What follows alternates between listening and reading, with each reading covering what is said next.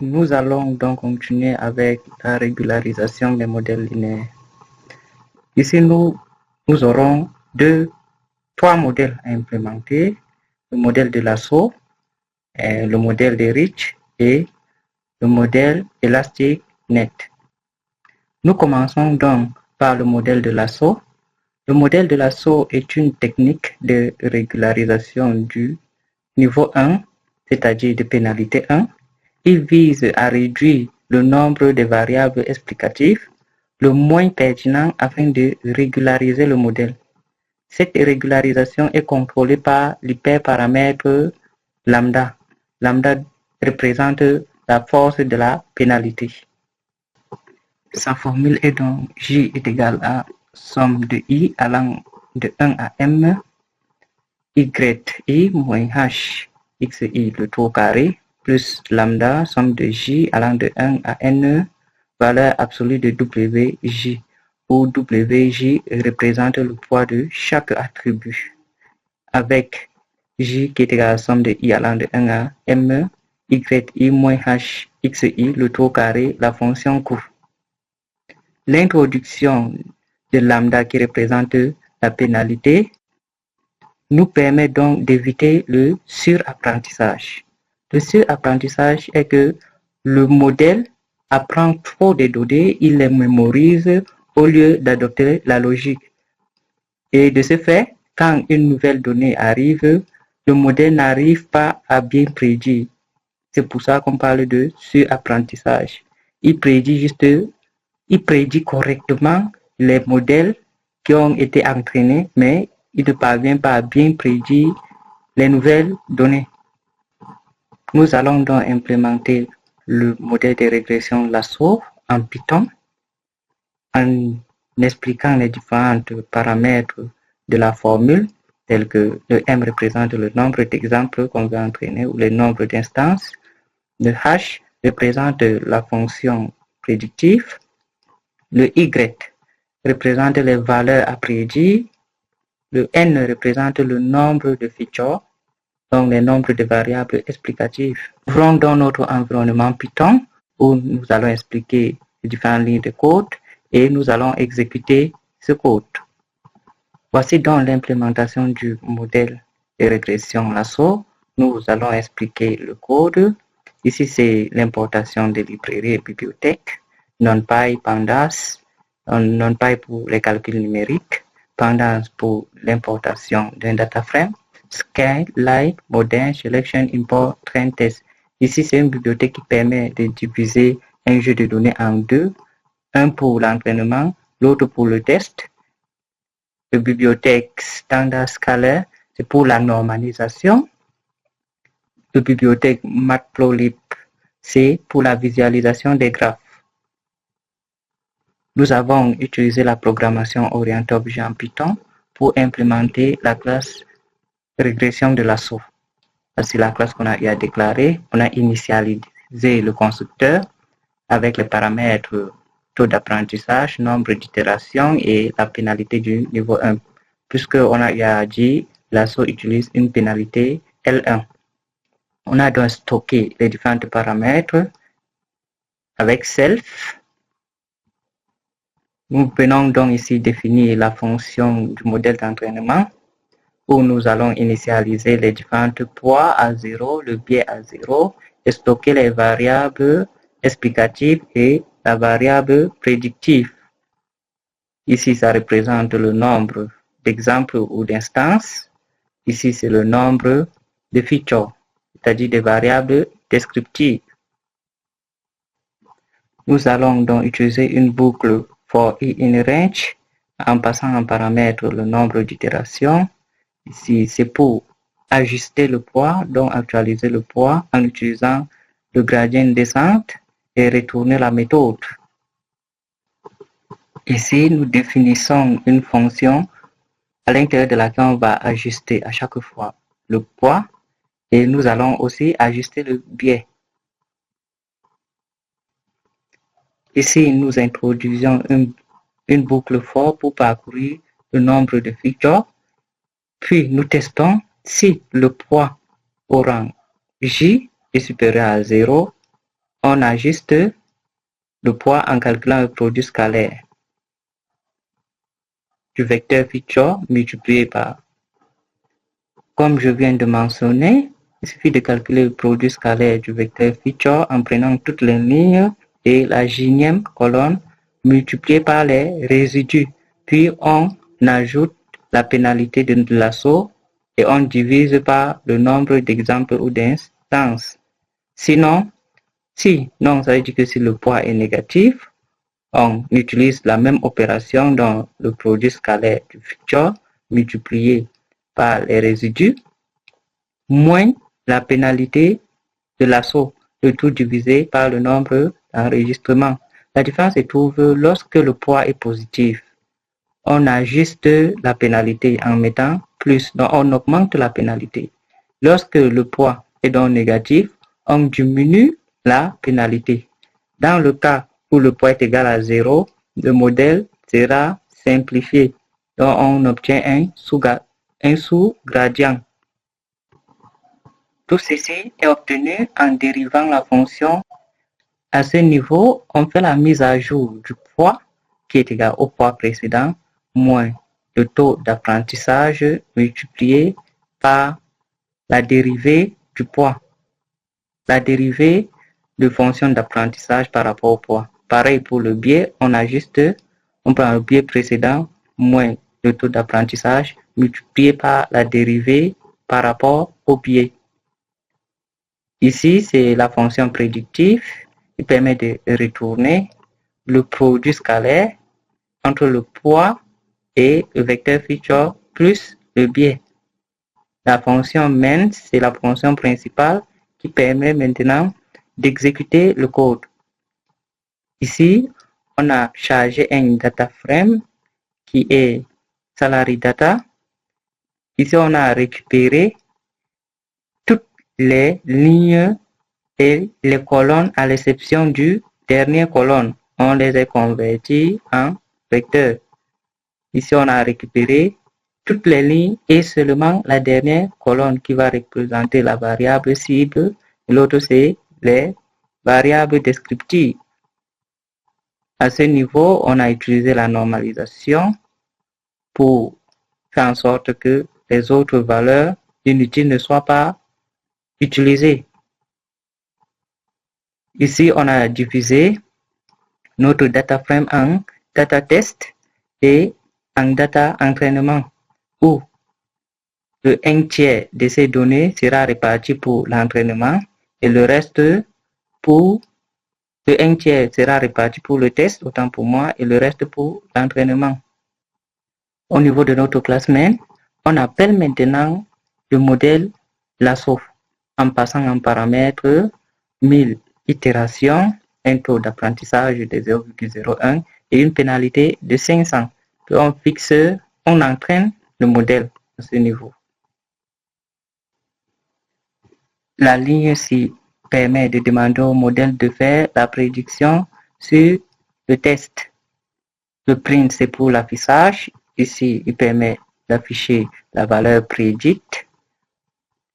Avec deux chiffres après la virgule. Rond, c'est pour les arrondis. La fonction range permet de mettre l'arrondi. Pour la visualisation, nous avons utilisé la bibliothèque Matplotlib où le scatter permet de mettre les nuages des points en couleur bleue. Et plot, c'est pour tracer la droite de l'assaut. Le titre, c'est le salaire par rapport à l'expérience. Le label X prend les années. Et le label Y prend le salaire. La légende, c'est pour dessiner, indiquer, donner les indicatifs au graphe. Et show, c'est pour visualiser. À présent, nous allons exécuter notre code pour voir le résultat et l'interpréter si possible. Après exécution du code, nous obtenons cette graphe ça c'est la droite de régression de l'assaut. Ça c'est les nuages de points qui ont été régularisés autour de cette droite. Nous avons les données, ça ce sont des valeurs prédites. Ici c'est les valeurs réelles qui sont dans notre dataset. Et ça c'est les différentes valeurs ajustées au nombre d'itérations qu'on vient de voir. Nous allons donc en présent continuer avec le modèle de régression de Rich. Le modèle de régression de Rich. Le modèle de Rich est une variante de la régression linéaire. Il est utilisé pour minimiser la somme résiduelle des carrés afin de s'adapter parfaitement. La fonction de coût est 1 sur M. M, j'ai dit tout à l'heure, ça représente le nombre d'enregistrements, donc le nombre d'exemples qu'on a pris. Somme de I allant de 1 à M, Y qui représente la valeur prédite réelle, moins H, le tout au carré avec H, la valeur prédictive Y, plus lambda qui représente la force de pénalité, et somme de J allant de 1 à N, W carré J. Si vous remarquez, c'est un peu comme la régression de Lasso, juste on a élevé le W au carré pour minimiser au maximal, où W représente le poids pour la présente fonctionnalité, N le nombre de fonctionnalités qui représente aussi le nombre de features en plus. Cependant, le modèle de Rich permet de s'assurer qu'une valeur aberrante ne domine pas sur les autres. Bon, dans le cadre des données qui contiennent des valeurs aberrantes, donc d'autres sont des valeurs comprises entre 0 et 1, d'autres des valeurs comprises entre 0 et 100. Pour ne pas que les valeurs comprises entre 0 et 100 dominent sur les valeurs comprises entre 0 et 1, on les régularise en utilisant le modèle de Rich. Le code Python est donc implémenté au niveau de notre environnement que je vais ouvrir. Tout comme le modèle de Lasso, nous avons importé les différentes bibliothèques nécessaires, NumPy, Pandas, Skylake pour les divisions des données en entraînement et en test. Et nous avons déclaré une classe où nous avons nommé Rich Regression en passant en paramètre du constructeur le taux d'apprentissage, le nombre d'itérations et la pénalité 2, puisque Lasso utilise la pénalité première et Rich utilise la pénalité 2 puisque le poids est élevé au carré. Nous avons donc stocké les différents paramètres qui sont passés au niveau du constructeur et nous définissons une fonction pour l'entraînement de ces données. On initialise les différentes données. Le shape, c'est pour les dimensions. Le M, c'est le nombre d'exemples ou de fonctionnalités. Le N, c'est le nombre de features, le nombre de variables explicatives.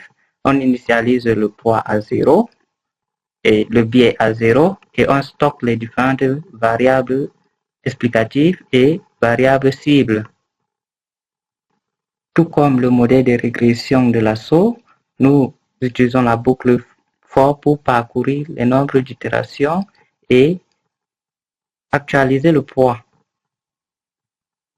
Nous définissons par la suite la fonction pour actualiser le poids en prenant la valeur prédictive, Y représente la valeur prédite, et nous avons calculé les différentes poids et biais en dérivant les différentes fonctions de coût.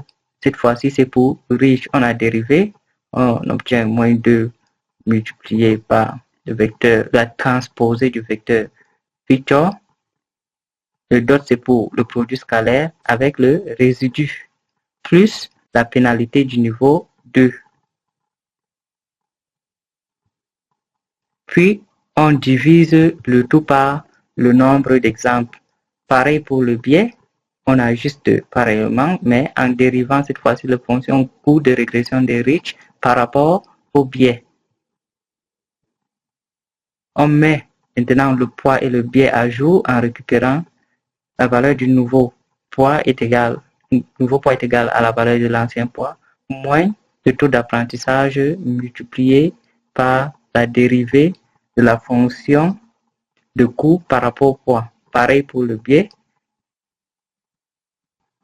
En utilisant la fonction hypothétique qui représente dans notre cas la fonction prédictive dans le modèle qui est multiplié par x qui représente un vecteur feature, produit scalaire du poids plus le biais. Donc le produit scalaire du poids plus le biais. Donc, on déclare la fonction main où on va importer nos données de dataset. On récupère toutes les lignes et les colonnes à l'exception de la dernière colonne où on convertit les valeurs du futur en vecteurs. Puis on récupère toutes les lignes et la dernière valeur dans notre cas d'exemple, puisque ça a 2 colonnes, pour la prédiction. Puis on entraîne, on divise ces données en data train et en data test.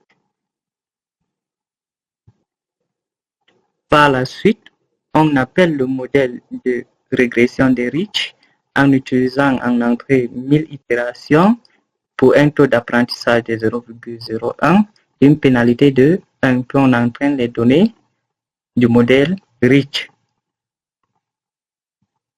On fait donc une prédiction sur les valeurs test, puis on arrondit à décimale de les différentes valeurs de la prédiction de la valeur prédite, la valeur test, le poids et le biais. Puis on utilise Matplotlib pour la visualisation de la courbe. Je vais donc exécuter mon code pour voir le résultat. Voici le résultat de l'exécution. Si vous constatez bien, cette droite ressemble plus à la droite de régression de l'assaut, puisque c'est les mêmes données que j'utilise et les différents points sont tout autour comme pour l'assaut. Nous observons de même comme pour la régression de l'assaut, les différentes valeurs prédites, les valeurs réelles, les poids ajustés et le biais ajusté. Nous allons donc continuer avec le modèle de régression ElasticNet qui représente la combinaison de modèles de Rich et de Lasso. Le modèle de régression ElasticNet, dans ce type de régression, les pénalités L1 de Lasso et L2 de Rich sont combinées.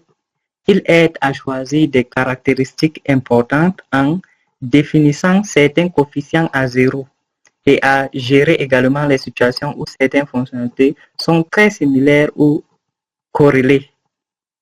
Nous allons implémenter ce modèle pour voir la différence, puisque c'est une combinaison des 2 modèles de régression, Lasso et Rich. Ce modèle est utilisé pour, lorsque vous ne connaissez pas à quel modèle vous pouvez utiliser pour prédire vos données, vous utilisez le modèle ElasticNet parce que ça utilise les 2 modèles d'apprentissage, modèle de régression d'apprentissage. Comme les 2 autres modèles, nous allons importer les différentes bibliothèques, pareil comme les autres modèles, puis nous définissons une classe de régression élastique où nous passons en paramètres le taux d'apprentissage, le nombre d'itérations. À la seule différence, le modèle élastique prend les 2 pénalités qui seront passées en paramètres, donc la pénalité L1, la pénalité L2. Puis on stocke ces différents paramètres au niveau du constructeur, puis on entraîne le modèle. Lors de l'entraînement du modèle, on initialise les différents poids à 0, donc un vecteur poids qui sera initialisé à 0, le biais à 0, et on stocke les features et la valeur à prédire. Le M représente toujours le nombre d'exemples, le N c'est le nombre de features. Puis on déclare une fonction updateWeight où on va stocker les valeurs prédites dans YPrед, les valeurs prédites de X dans YPred, et on va ajuster, on va initialiser d'abord le poids à 0, puis définir une boucle qui va parcourir le nombre de features, et à ce niveau, le gradient prend en compte la pénalité du niveau 1 et la pénalité du niveau 2. Donc, le gradient est égal à la pénalité 1 si le poids est supérieur à 0. Sinon, c'est-à-dire le poids est inférieur à 0, ça prend la pénalité moins lambda, en quelque sorte, moins pénalité 1. Puisque la régression ElasticNet combine les 2 régressions, notamment Lasso et Rich, on va dériver la fonction de coût par rapport au poids. Donc, puisque le poids au niveau de la force de pénalité lambda avec Lasso, ça prend la valeur absolue, et avec Rich, ça prend le carré, en dérivant au niveau là où ça prend la valeur absolue par rapport au poids, ça reste seulement le gradient de R1. Mais en dérivant par rapport à ce qui prend le carré, il y a le 2 qui apparaît et le tout on divise par le nombre d'exemples. Puis, à la suite, on dérive la fonction de coût par rapport au biais et on obtient cet résultat. Ensuite, on ajuste les différents paramètres tels que le poids et le biais. Tout comme les différents modèles de Lasso et Rich, on définit une fonction pour le modèle à apprendre. Ensuite, on importe nos différentes données, nos datasets avec Pandas, puis on récupère toutes les lignes et les colonnes à l'exception du dernier qu'on va convertir en vecteur, et on récupère aussi toutes les lignes et la colonne de la valeur à prédire, c'est-à-dire dans notre cas c'est la dernière colonne, puis on entraîne ces données en divisant en training et en test, où le test prend le 1/3 de l'ensemble d'exemples. Ensuite, on importe dans le modèle élastique net et un modèle de régression. On initialise les paramètres à 1000 itérations, le taux d'apprentissage à 0,01, le niveau de pénalité 1, on met à 500 et le niveau de pénalité 2, on met à 1, puis on entraîne le modèle à ce niveau.